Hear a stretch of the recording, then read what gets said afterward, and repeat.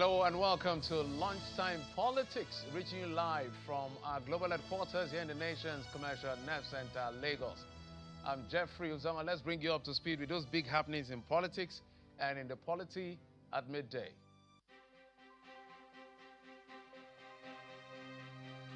Governor Siminalayi Fubara of Rivers State joins the All Progressives Congress from the People's Democratic Party. His Osun State counterpart heads to Accord Party to seek re-election in the next poll.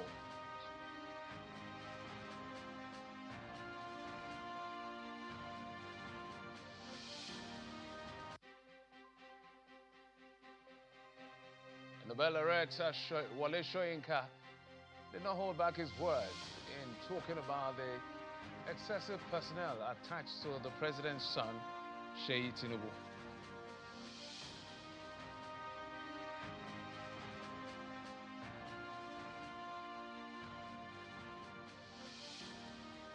Thanks for staying with us on the program that we say gives you that all-access pass to the happenings in politics and in the polity at midday. And then the last 24 hours has been quite interesting as far as politics in Nigeria is concerned. And that has to do with a gale of defection in continuation of those series, if you will.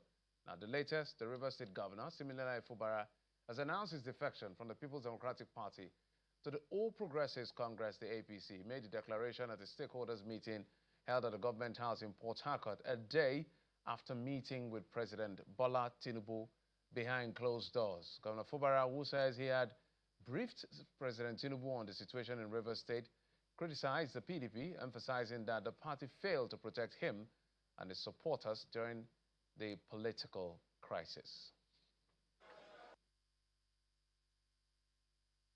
Let nobody be fooled in this state. We have the people, we have the supporters, and we have the number.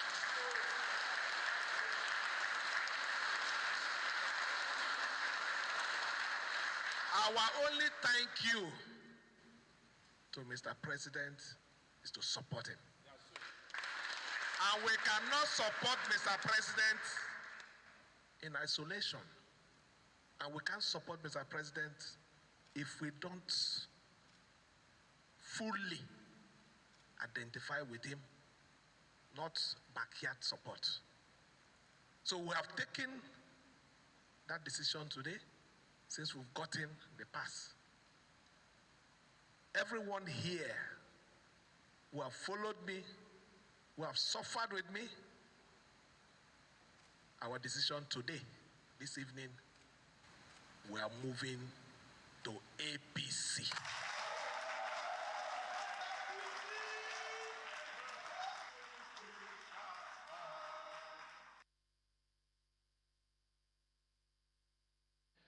Interesting.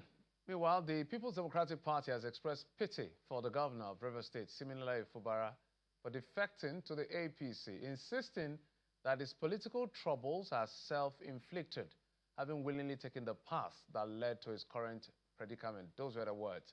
The National Publicity Secretary of the People's Democratic Party, Nieme Mabong, in a statement said the Rivers State crisis exposes a broken democracy where powerful individuals overpower institutions and use federal machinery to crush their opponents.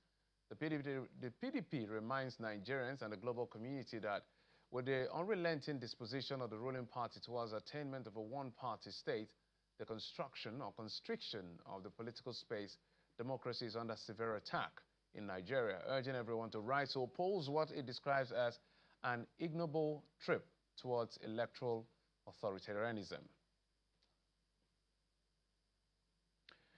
Well, for more on this, let's bring in our correspondent, Charles Oporum, who is standing by for us to bring us up to speed as to, let's call it 24 hours after the announcement of defection of Siminalayi Fubara to the All Progressives Congress from the PDP. Charles, thank you so much for joining us on the program. Hi, Jeff. Good afternoon. Thank you for having me. Absolutely. So give us a sense of what you're hearing and seeing in Rivers State. For political watchers like us, nothing surprised us.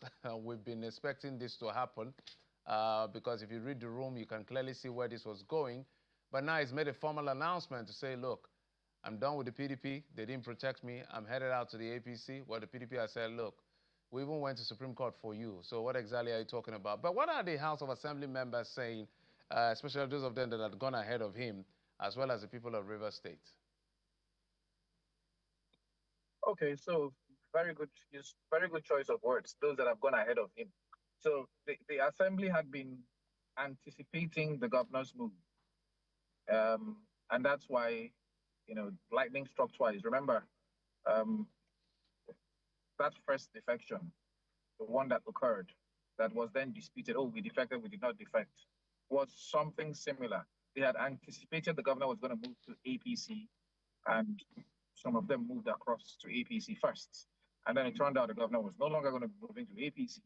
And then, there was this backtrack and then this argument in court over whether or not the defection was completed and whether or not announcing on the floor of the assembly and at a rally, constitutes complete defection.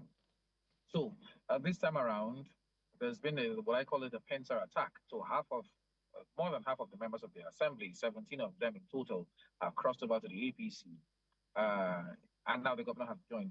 In other areas, in other states, it's usually the other way around. The governor announces his defection, and then his assembly members, councillors, local government chairmen follow him. But here, it's happened in reverse. So now there's a controversy over who is even going to receive him when he eventually defects. Remember, he just made an announcement that we are moving. He has not yet moved. He says we're moving. Because there's still that controversy over who is in charge of the APC, who is the chairman of the APC. Is it Chief Tony Okocha or Chief Emeka Bike? It's still there, But the general feeling is that, the political crisis in Rivers State is about to resurrect come 2026. So those of us who are here, the move of the governor did not really surprise us. We expected it to happen, and it's happened. But what we're looking out for is the conflict that is going to come up in 2026, especially when the assembly resumes from their recess, which is ending on the 26th of January, 2026. Jeff. So before I let you go, apparently we're not out of the woods yet. Apparently, from what we've seen, what are the feelers you get from the people of Rivers State? Are they even interested in what is going on anymore? Because for 3 years, it looks like every other headline is one crisis or the other. Yeah, so people are tired, actually. I just left the office of the chairman of Obiabo local government. He appeared on Channel's Business, talking about business. And when I was about to leave his office, he said, look, that it's not every time politics, this one is fighting, that they want other headlines to come from Rivers State. It's not only about, political battles left, right, and center. And that's the sentiment on the streets. When you go out, it's always, why must it always be Rivers State that we hear about, political battles, political disagreements, left, right, and center. So there's this feeling of resignation, on the streets. If you go to Rumo Live, go to Rumo Koro, under the bridge there at IGP, where people come to read newspapers and argue, and you just hear them say, after they go back and forth, the sentiment is that we are tired. The politicians should allow us to rest. So, but that's not happening anytime soon. Remember, Algon had their endorsement expanded stakeholders meeting where 22 out of the 23 local government chairmen announced their endorsement of President Tinubu for re-election come 2027. And something else happened there which flew under the radar. Remember, when these local government chairmen came on board, they all started their campaigns on the platform of the PDP, but then 20 of them emerged local government chairmen on the platform of the APC, while 3 remained in the PDP. Oba, Ibe Mandoni, Obiabo, and Port Harcourt local government were in PDP, while the other 20 were in APC. But at that Algon summit, the chairman and the councillors of Oba, Ibe Mandoni local government announced their defection to the All Progressives Congress, thus leaving just 2 local government chairmen. That is Dr. Keith Wallu of Obiabo and Sir Allwell Imunda of Port Harcourt local government as the only 2 local government chairmen still in the People's Democratic Party. But Allwell Imunda said that he's still watching what is happening at the national level. And if the PDP do not put their act in order, that he may end up crossing over to the APC. So it's just basically, politicking, starting very early, rather ending the year of 2025 with heavy politicking. Jeff. All right, Charles, we'll let you go about your business for the day, but thank you for bringing us up to speed. If you hear anything, you see anything, We're right here to bring the people up to speed. Thank you, Charles Oporoma, correspondent in Port Harcourt, the River State You're capital. welcome, Jeff. Well, we're not done with the PDP. It suffered another blow in the southwest this time. Governor Adeleke officially has defected to the Accord Party. That's in Osun State. Just days after leaving the People's Democratic Party, the governor made the announcement at the Banquet Hall of Government House in Osogbo in the presence of the national and state leaders of the Accord Party, shedding more light on the governor's shifts in allegiance. The State Commissioner for Information, Kolakwa Limi, said the governor aligned with the wishes of the people of Osun State by moving to Accord Party. He was speaking on our program this morning, the morning brief. People of Osun, because of the good governance that has been delivered by Adeleke in the last 3 years, they are clamoring for him to go for second term. So he has to take his time. At the time, we thought the leadership crisis in the People's Democratic Party will be resolved. As an intelligent person, many people have been advising him here and there, go to this, go to that one. And they are advising that it will not be safe for you to go and contest for second term in PDP, taking into consideration the leadership crisis. And so the governor, the people not to take the risk of contesting the PDP. And that is why you have to check the manifestos of other political parties, check the leadership, and then took his time. And then he discovered that, yes, it was time to move. And he did that while he resigned his membership of the People's Democratic Party on November 4th. So he had actually joined the Accord Party by November 6th. But he delayed the unveiling of all these things because of the convention of PDP, which was going on. He didn't want to be seen as being part of the people who disrupted anything in PDP. He left the PDP because the situation in the leadership crisis in the PDP was posted his exit on him. And so yesterday, the governor unveiled Accord. Accord, look at their manifestos, it goes in line with good governance that Adeleke is delivering, and that is the reason. And everybody since yesterday has actually welcomed him, and they give kudos to Admiral Adeleke for going for Accord. The president needs to be supported, and that we are going to support him in 2027. So that is no longer a news for anybody. When we were in the People's Democratic Party, we adopted the president for second term. When you take the route of Mr. President, you trace it to Osun State. He's one of us, and we have to give him the necessary support. But after the second term from Admiral Adeleke, is going to fight for second term under the platform of Accord.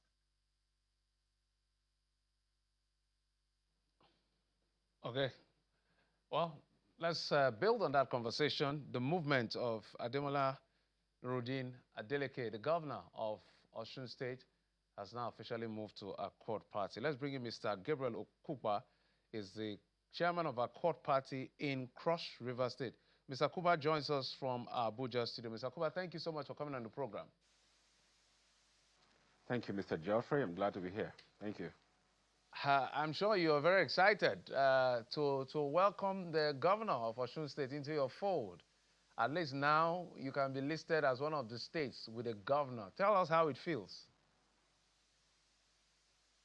I can tell you on behalf of my party members, the leadership of Accord, the chairman, the National Working Committee members, the National Executive Council members, that Accord is very delighted to receive His Excellency Governor Ademola Adeleke into our fold. It's a good feeling, and I think that a great leader has made a good choice. He needs to be commended for the choice he has made, not following the bandwagon to APC or to anywhere else, but he has come to the right place where everyone else should defect to join, and that is Accord Party. Thank you. Are you sure that this is not a question of when they are available, when the desirable is not available, the available becomes the desirable? Because they were intent for him to move to the APC.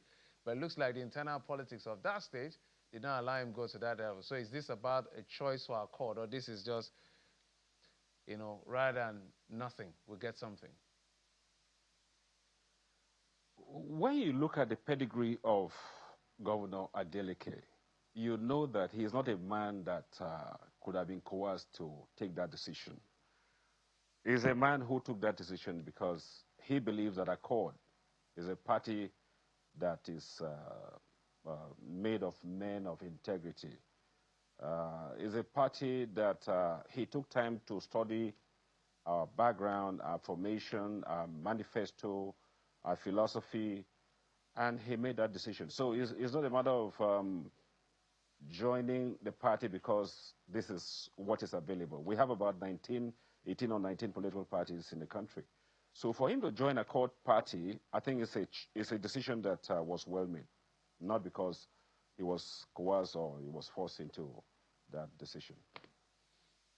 Well, let's see how it plays out. But now, is Accord getting ready for the intrigue of what may be playing out? Because now there's a bit of stature, there's more visibility.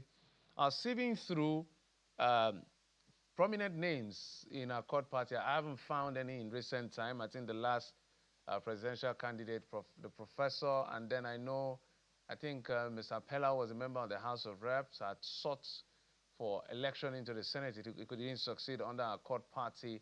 So in terms of the weight of what you call political party stature, Accord may not really have it. But how do you want to aggregate your support for him in the coming days? That's one question. The second question will be, he's going to be supporting Bola Tinubu in 2027. Is Accord going to allow that, or is that a plan of Accord that is going to be in Accord? Because that's the problem with the PDP. Yes, on Wike is supporting the president, but he wants to stay in the PDP. So I'm giving you the challenges you'll be facing ahead of time. Well, thank you, Mr. Geoffrey. You see, Accord Party has antecedents. If you look back since 2006, the history of Accord is a history of a party that has been very resilient. We've had people who have served in the National Assembly, House of Reps especially. From 2006 till date, we've had people who are heavyweights who have joined Accord. And if you recall, in 2023 general elections, Professor Mumolen made a good show as a presidential candidate on behalf of Accord. And we made a mark. And I can tell you that we are even better poised now to do even better with how we have been able to put our house in order. The chairman of the party, Barrister Maxwell Ngudem, has actually made a lot of efforts with his National Working Committee members and National Executive Council members that Accord has been positioned in such a way and manner that whoever is a member of Accord should be proud that he's a member of Accord. And don't forget, Accord Party is strategically positioned, to win elections, not just because of the fact that it's just a political party or one of the political parties in the country. Accord has a strategic positioning on the ballot paper. If you look at the ballot paper, Accord is the first party on the ballot paper. So whoever is in Accord has that strategic advantage, apart from the fact that Accord is a welfarist party. Our philosophy is welfarism. And if you look at the antecedents of Governor Adeleke, you discover that the issue of poverty, the issue of the welfare of the people, the issue of creating infrastructure for the common people, he has done very well in that regard. And seeking a second term under the platform of Accord will give him that strategic advantage to move forward. And then for your second question about 2027, well, Accord is a party that we had a good showing, like I said, in the last election. So in the next election, if Accord in Osun State is supporting the president, the current president, President Bola Ahmed Tinubu, I want to believe that as a party, when the time comes, the party will take a decision in the general sense as to who to support, whether to support the current presidency or we will have a candidate that will challenge the president. That is, we are waiting to see that happen. Okay, that's maybe in the medium term. So let's talk about what a possibility of the short term would be. The APC constantly have denied that they've not been involved in infiltrating and destabilizing political parties, but literally all the political parties believe they are responsible for the instability in the PDP, Labour Party. As soon as the SDP was, Nasser El-Rufai moved to the SDP, there was trouble. In fact, I don't know whether they're out of the woods on that. And then the issue of ADC, when David Mark, former Vice President Atiku Abubakar, all moved in, he saw the trouble that came as soon as they moved to the ADC. It triggered a lot of crisis. So are you worried that now that Adeleke has now moved to the Accord Party, this may also be a challenge, even though this is not 2027 election pass, it is 2026 election? I can tell you for free that the decision of Governor Adeleke was well conceived. I think a man of that stature will not join Accord without doing his background check about the party he's joining. So, first of all, like I said earlier on, I commend him for the decision he took. And he took that decision because he knows that Accord is a party that is having men of integrity, women of integrity. We have the leadership of the party well structured, well carved out. And I can tell you that what we are seeing in other parties, the PDP you've mentioned, the ADC, are things that are bound to happen in a political system, in a democracy. Definitely, everybody is jostling for his advantage, what he can benefit from, joining such a political platform. But for Accord, our house, we've put our house in order. We are prepared not just for Governor Adeleke joining us now, we are prepared for 2027.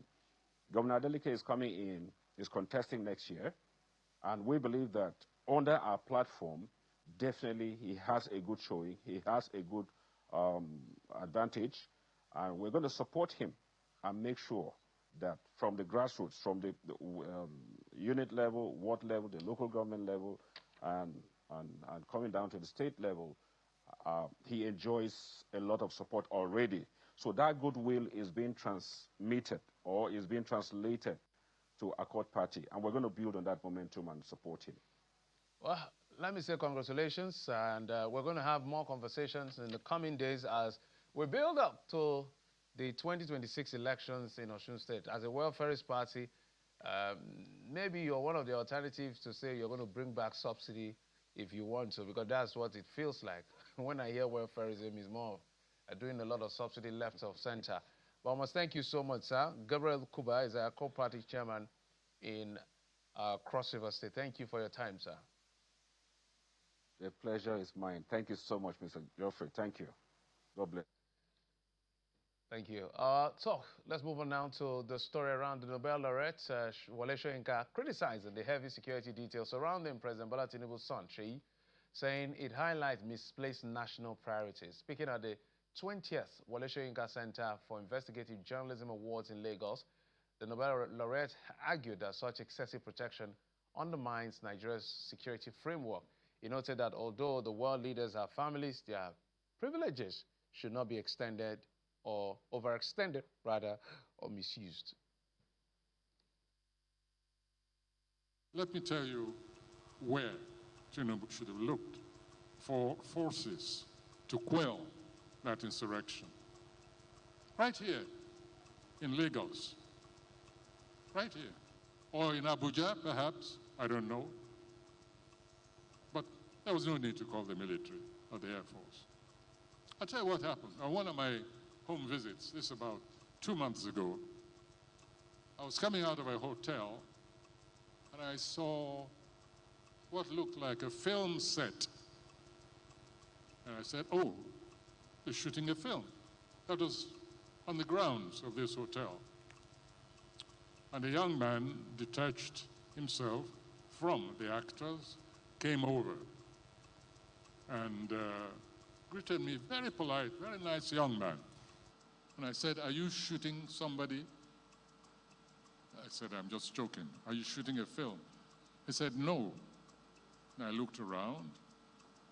There was nearly a whole battalion occupying the grounds of that hotel, in Ikoyi, right here. So I got back in my car and I asked the driver who that young man was. And he told me. And I saw this SWAT team, a mixture. They were at least heavily armed, at least some 15 or so heavily armed to the teeth security personnel. Looked sufficient to take over a small country, neighboring city like Benin. And I think the next time, the president should just call and say, Sheyi, go and quell the rebellion over there. So next time there's an insurrection, I think the president should just call that young man and say, go and put down those stupid people there. You have enough troops under your command, so don't bother me with all these security issues any longer. Let's not overdo things.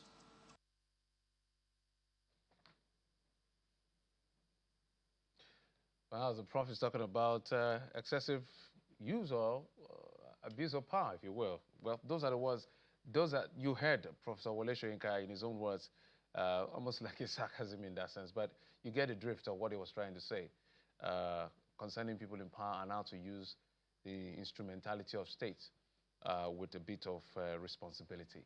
But that's it on the program. Thank you so much for your time as always and company. I'm Jeffrey Uzoma. You've been served on Lunchtime Politics. Bye-bye.